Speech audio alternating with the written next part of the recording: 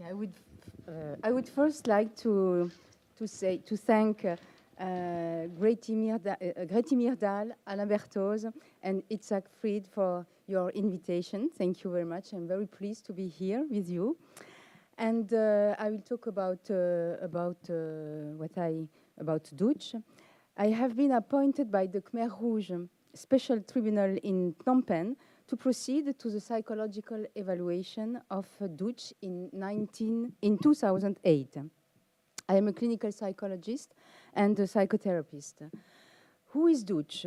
Doetsch was the director of the sadly famous Center of Torture and Death named S21 during the Khmer Rouge regime.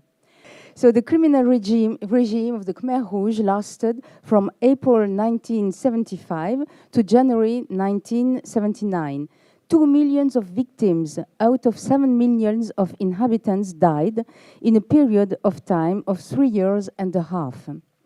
Doetsch is responsible, or was responsible at that time, for torture and death of 17,000 people, men, women, and children.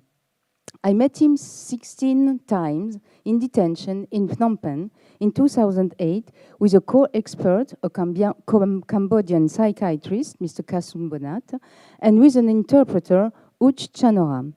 Doetsch spoke fluently French since he was educated under the French protectorate in Cambodia, who ended in 1960. But we let him the possibility to speak either in Khmer or in a French language. And it was very interesting to see what he was saying in French and what he was saying in Khmer language. Doetsch was open and cooperative, except when I asked him the same question Hannah Arendt made concerning Eichmann. What happened to your conscience? Doetsch answered. He spoke French fluently. He answered, I don't understand your question. Could you repeat, please? Most of the time, Doetsch was hypermnesic. Is it the right name? Hypermnesic. Yet, he had unexpected reactions of denial and denegation concerning facts that had already been recognized by him in a previous encounter. He was 65 years old when I met him, and he had already spent 10 years in custody or in preventive detention. But he didn't complain about it. Why did the Special Tribunal for the Khmer Rouge appoint me to do this, to realize the psychological examination of Doetsch? I have a clinical and a therapeutical experience, and I do clinical research. I still do clinical research for more than 25 years, both with victims of tortures and genocide, and also with perpetrators of political violence, former torturers, veterans of war, for example, the French who did the war in Algeria, or the Russian in Afghanistan. I am one of the founders of the Primo Levi Treatment Centers for Torture Victims in Paris. And due to my experience also with perpetrators, I am appointed by national and also international penal courts to proceed in psychological examinations of perpetrators. And this is a methodology to have direct contact with them, either with psychotherapy or when seeing them during in trial or before they are judged. So who is, what about Doetsch? Recognized his crimes. He pleaded guilty when he was tried. He pleaded guilty and he apologized for his crimes. But the survivors and the children of survivors didn't forgive him.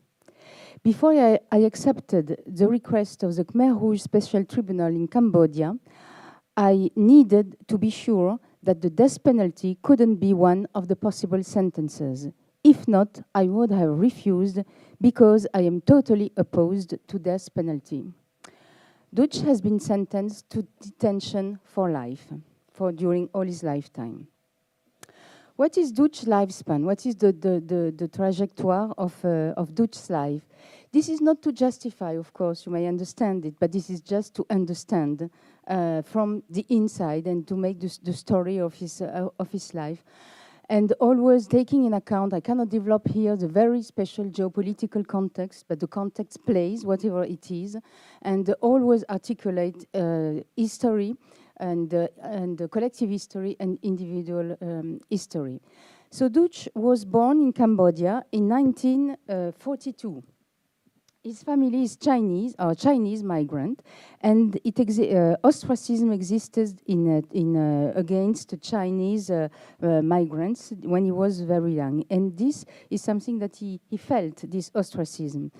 When he was infant, he had a lot of illnesses, diarrhea, physical pain, but he was really saying, oh, it was not important, this is nothing important. But still, we know that when an infant who doesn't feel, who cannot speak, I have pain, can have, when you leave, he said that his mother told him that he was always crying and he had pain and he had, so this has also an influence. I am now speaking about all the cumulative events that make somebody become a torturer. There is not a single factor, but all these different factors that we find in Itzhak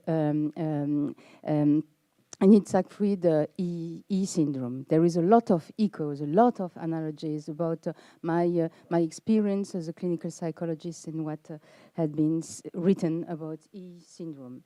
So when he was, as I said, he was very, very ill. So ill that the parents asked him, the Chinese parent asked for a seer, it's like a kind of shaman, to come and to see what could be done with this child. And culturally, he said that he has to be renamed. So Duch had another name just to put the spirits away from the child.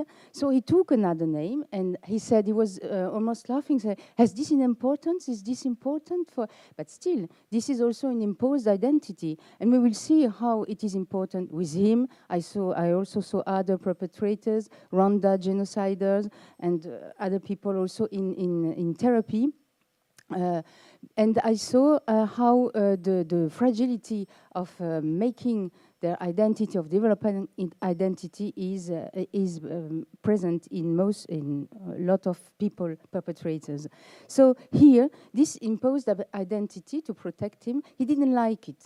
And he said, because the name was very ugly, was not attracting, it means slow, it means something that he didn't like. But he had to keep this name in order to be protected. And he said, I don't believe in all these things, but still to be named with a name that is depreciating you was something that when we, out of the 16 when we were when we met him all the 16 times, each meeting lasted 3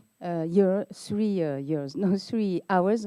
So we had time also, and we saw also the evolution during these 16 encounters. So he changed the name, and this will come back later. Duch was from a poor family, but they managed. They were doing a little bit of business. They had animals, they had vegetables, etc. It was a family economy, a clanic family, and his father was under the control, under the hold of an uncle, which was an usurer, an usurier. I don't know if it is correct in English.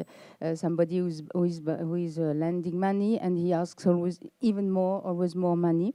And this is interesting because when we see what Duch, just a link, possible link also, when we see what Duch built in S21, he built the perpetual system. It's not the only one, others existed in the world, but the way of never coming out of something that is systematic. And he built the theory of torture. He theoretized cold torture, hot torture, and he wrote something about this theory about torture, but nobody found the book. This book had disappeared. It has not been published, but he was also, because he was a mathematician, he was a teacher in mathematics, and he was doing torture like he was doing mathematics. He had to rationalize and to understand and to do very well. So, come back to the family. Duch's father was under the threat of this uncle. And Duch said, during our meetings, he said, I wanted to give to my father his dignity back, but I failed. Duch started school very late, at 9 years old, because he had to help his family before. He was very idolizing all the teachers, and this all the time. And then here it starts very, very, very young, at 9, when he was 9 years old. But his teacher were French. It was the protectorate, so it was also a kind of acculturation. That means, how do you meet? How do you manage when you meet to a third group? First being Chinese ostracized in Cambodia, and then you meet another group, which are the French, the protectorate. And sometimes you know that fascination can be fear, and can be also it's the contrary of also can be said can be come out as a fascination, just to dominate the fear. And he always wanted to do well, and he was idealizing his master and later all his chiefs. Very young, he was described as very kind, willing to help, and very shy. This is not only, he's not saying that, but during the trial, many persons came and they testified because they knew him young, and after when he was teacher, and this is what they said: shy, very helping, and so he was also his teacher. I analyzed with Kassoun Bonat what was the theory of education, and he has not been also. We were looking also of the theory, education theory in the family, and there was no mistreatment, because we know that this can happen, this can be repeated. No mistreatment in the family, but at school. At school, because the teachers, they had, we tried to analyze, to deconstruct the system of education, and it seems that he has been initiated to Stoicism, because his teacher, he was very hypomnesic. He knew the name of all his teachers, all were French.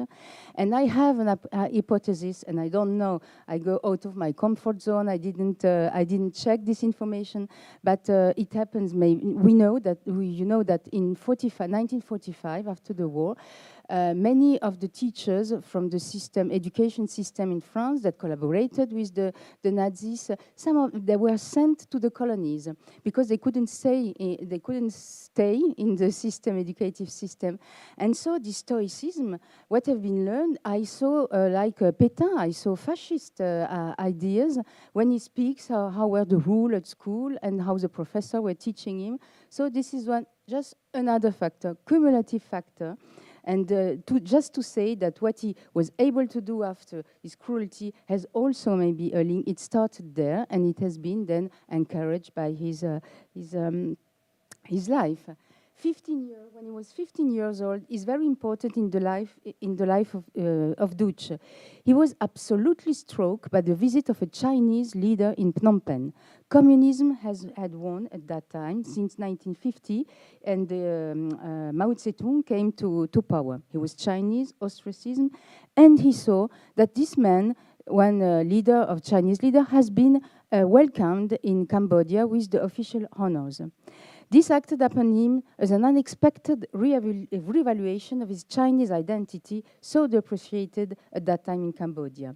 At the same time, he discovered the existence of communism. He confusingly started to understand that this could be a way to put an end to exploitation, poverty, and injustice that he saw not only in his family, but that he saw around him.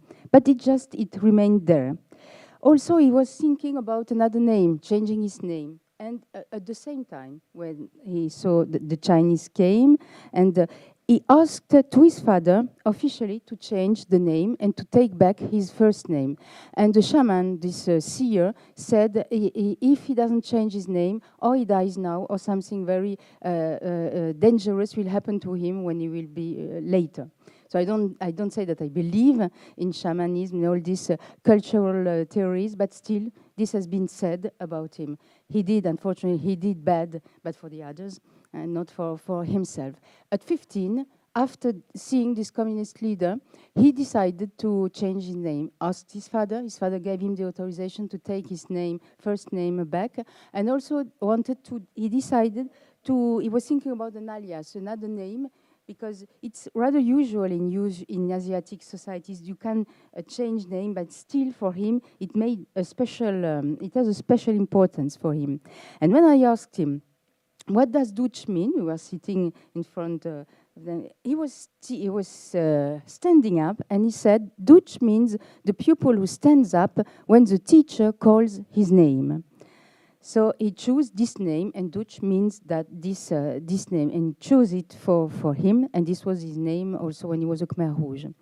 Later on, he had a disappointment in love. He was very shy. His fiancée was from another family, rich family, and but still he was with this woman. And what happened is that when she chose to do studies in literature, and he studied mathematics, and this was for him. He interpreted it as being an end of the relation, as a reject of the relation. Whereas she didn't say just because it changed, she had another choice. So this also says something about his capacity of accepting the difference. He can only have, at that time, he was 20, more than 20 because he went late to school. He can imagine relation with somebody is like him, analogy the same, and no otherness is difficult. So it already started before he became this torture at S21. So the passionate feeling he had for this fiancée had been displaced and relocated in a rational concept, which is the revolution. He became a teacher in mathematics in secondary school. He was also very kind, appreciated by his students, devoted, and he also helped them with food, accommodation, free lessons of mathematics. And he became also an active communist, but all this was illegal because Communist Party was forbidden at that time. At April, he was in jail also. He lived 2 years in the jungle, in the Maquis. April 75, the Khmer Rouge are victorious. And he has been asked to become the director of S21, which is the most important center of security of democratic Kampuchea, which was Cambodia at that time. And he previously he was the leader of one camp, also a security camp, and he always said he didn't want that. He wanted to teach. He wanted to be a teacher in mathematics, but it is not because of cruelty that he has been chosen. He has been chosen and he accepted because he was obedient, organized, and devoted to the revolution. He also married at that time when he came to S21, director of S21. He answered, we asked him, why precisely at that time? And he answered very pragmatically, because I had a situation. He made 3 children at that time. He just had to cross the road, and then he came to S21, where he saw and he participated. He trained his torturers every day. Babies and children were killed, and the head was smashed against the wall. So here we see how this empathy, that means the destruction of empathy, I mean the break, the rupture of empathy is still working. I call it dis-empathy.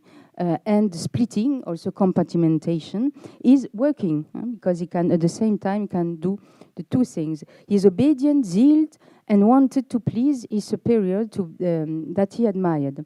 He also anticipated all the situation of Pol Pot and his fears and well, this was a very good opportunity for him because it is a ready-made identity. For him, maybe the danger what he couldn't have is to have an identity of his own. Also, we are in an Asiatic culture, but still you can have identity of him. It was an opportunity to binarism, to function as a binarism, the good, the evil, and to be quiet, calm, and just, how to say, not develop his own identity and have a possibility of having a collective identity.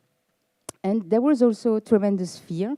And the fear, I found it also with genocidal that have been tried here in Paris.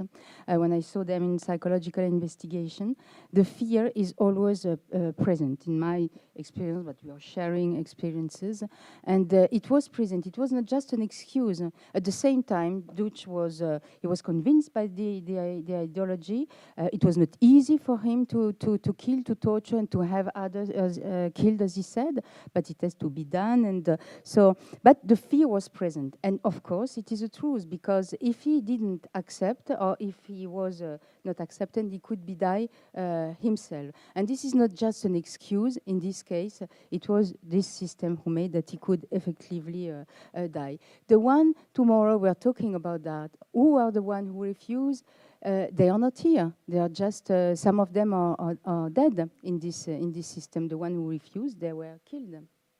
And because we were also looking what he was trying to do, it was possible, even if it was not easy, and some have chosen death. For example, the father of one of famous movie who is doing movie, who is Cambodian. His father decided to die because he didn't want to eat like a pig when he was victimized, and so this is very important, because it's difficult also to have the number and to have who are the one who said no. And he what can I say? So when the regime fell, he was very depressed. He had a depression, but I would say he had a cognitive and motor inhibition. No, he cannot speak about depression. He don't speak about his feelings, because there is splitting between his feelings and his thinking. There is only thinking. He was empty, and he couldn't fly out of Phnom Penh, out of S21, because this was his masterpiece, and he stayed, and he let everything present. This is why we know all about his confession, about what has been done at S21, because he left the proof of what happened. And here also we found one of the symptoms, maybe of the E syndrome, this kind of not being able to change and to adapt, and because all the others, even his chief said, imbecile, I don't know, silly, you're silly. Why did you stay? Why didn't you destroy all what you did?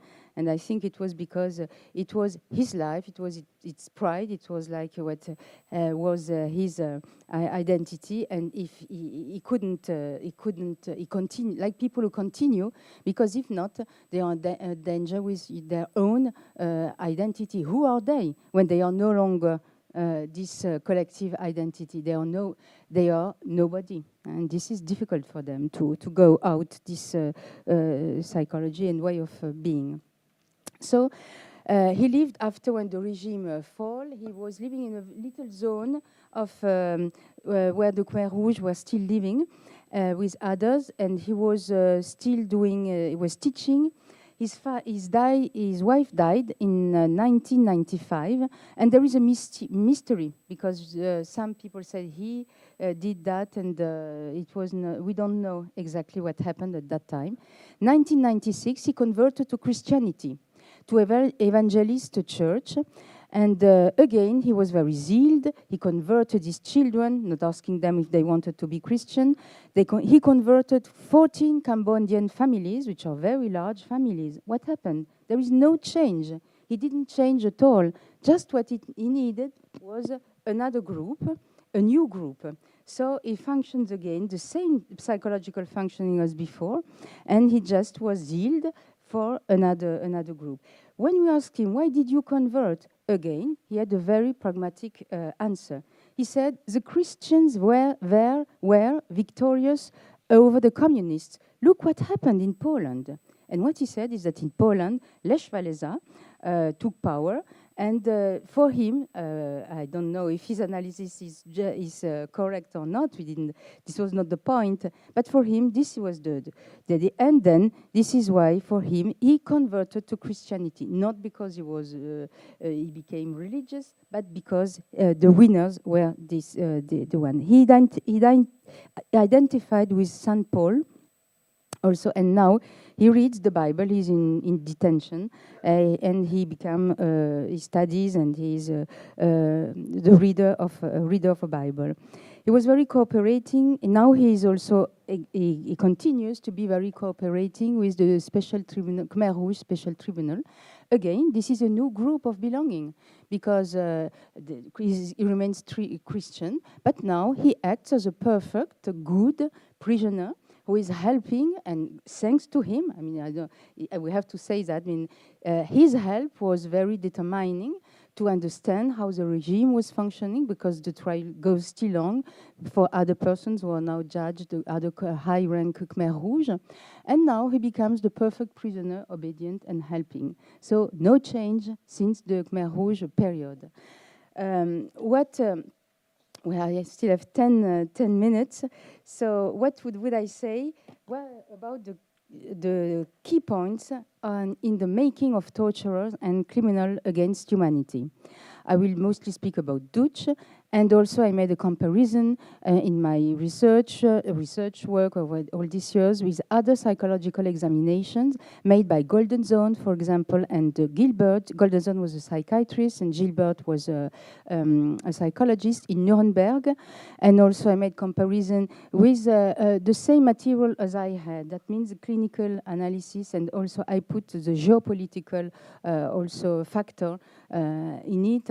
I made the comparison with other material and with my comparison with other Rwandese people, for example, that I saw on the trial.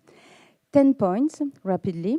First, we find the problems with building their own identity. The fear of possessing an identity of their own is very present in what I found. It is totally presumptuous to them to have an identity, to have an identity, and this was very present with Duch. He was laughing. He was shy. It is not thinkable. He exists as when somebody imposes him an identity of another, but building his own identity, living with the multiplicity in ourselves. That means different part of the self that can be united, but accepting also contradictions. That is something that is totally impossible for him, and from very young.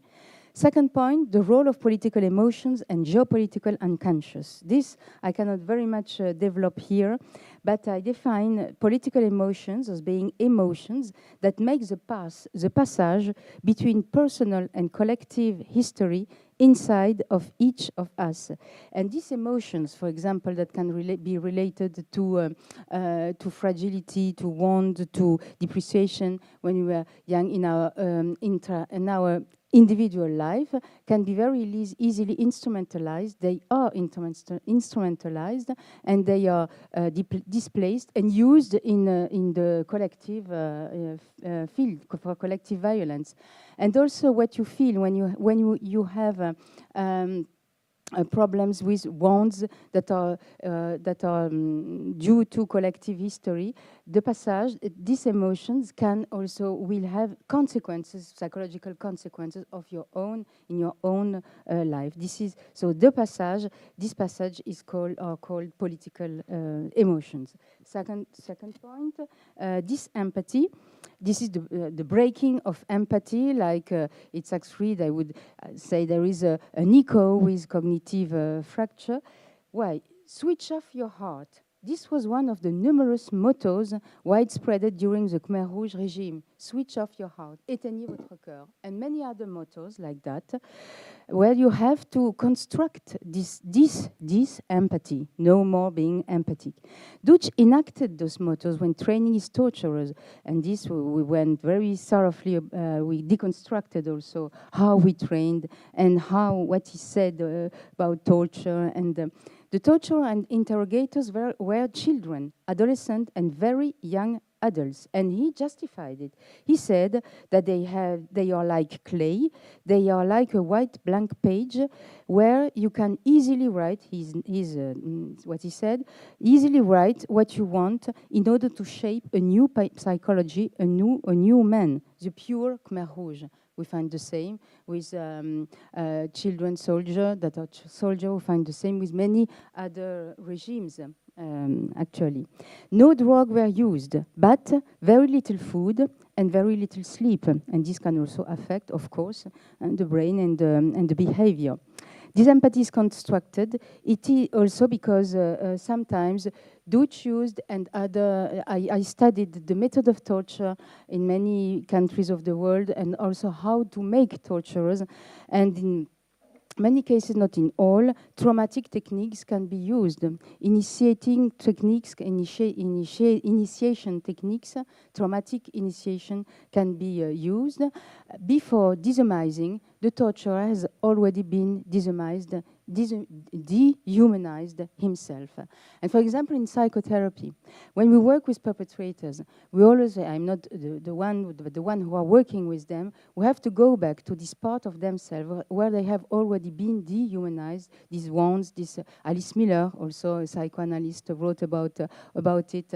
And it is true that we have to find, it is maybe not the truth, it's not the problem if it is the truth or not, but it is working, not in all the cases, but it is helping to go back to, and this is a repressed wound. It can be something, your wound wouldn't be mine, etc. But it has been repressed and it has been transformed. It has been like revenge, etc. And this is really something that we find very, very often. And this empathy also must be encouraged, because Deutsch had to go in front of the killing fields, and some of his good interrogators didn't want to lose them, and he went with them to the helping them to be there, and they didn't want to kill members of their families, and he was encouraging them and saying, you have to be strong. We have to. So we see that this empathy is also sometimes in some situation is also something that is induced, that is intentionally that has to be constructed, and that has to be built. And he himself, he had a doubt once, because his brother-in-law was also in the camp, and he had to be killed. And we see that he had an hesitation. And he found, he was not conscious about that, but these 16 talks make him also be like narrative. It's not narrative identity, but he was taking, seeing all this and taking in account all this, and that of course he was thinking, and he had to find a reason how to kill his brother-in-law. He was trying to touch or to have sexual abuse with one of his sisters. And so this gave him the reason, the right to kill him. Because you see, when he had this was a very interesting also moment, because to continue to stay this empathic. So I hurry rapidly. Point 4, the utmost need of acknowledgement, of recognition by their superiors, and the utmost need of belonging to a group. I found in my experience, but I'm sharing, it's not the only one, that the need for recognition, being recognized, induces obedience. Very often we talk about obedience, but obedience is induced by the need of being recognized by the elderly, etc. And here, the part of what plays the play that the education plays also, the theory of theory of education has a part to play, because when you are educated in with punishment, etc., and this will be facilitate this kind of behavior. So there is a splitting, as we said, compartment, denial and denegation. There is also point 5, 6. I will just not describe them, but danger. There is also the danger to come out of disempathy, splitting and denial, because this may develop serious physical diseases, or some people may even die from heart attack. So you see, it's not easy to come out. Is there a psychopathology? If we try if you see in the classical, the classification, usual classification, we cannot really find this diagnosis. We need to build another meta-psychology, and I would speak more about men system as a diagnosis, men who become exactly like they think the system wants them to be. A man system is somebody who completely is exactly how the system wants to be. He abdicated from his own identity, or he never had, and his identity comes from the system. The system functions like the man, and the man like the system. This is Point 8, performing identities. Criminals against humanity, torturers perform their identity. They are neither natural nor playing a part. It is really a co-construction, man and system. Is there shame, remorse? No. Shame comes, there is shame. Feeling of shame existed with Dutch. Shame came when he was discovered. And with other perpetrators, we found it also not shame of what they did, but because they were discovered, uncovered. Remorse exists, but only in a collective responsibility. They speak about remorse, regret, but I was not the only one, and only accepting it, saying in a group responsibility. There is no feeling of guilt because there is no individual conscience and there is no individual identity. Did Dutch evaluate during the psychological evaluation and during the trial? Yes. This empathy and splitting were less present, but very, very slowly. And these changes come very slowly. Sometimes it never, I mean, yes, I would say it's not possible that it never changes. When I think about my psychotherapeutical experience, they change, but it is really something very slow and they are in danger. And when they come out of splitting, for example, they have physical diseases and so we see it's not very easy for them to come out this functioning. So I want to say one word about countertransference as a source of knowledge. That means what happens inside the psychologist when you are in front of these people, and how countertransfer is used as a captor of the functioning of the other person. But I think I will leave it for the discussion. I think Friday morning we have, yes, it will be Friday morning, we have a round table, and maybe it will be the opportunity to say something about the role of countertransference. Thank you very much.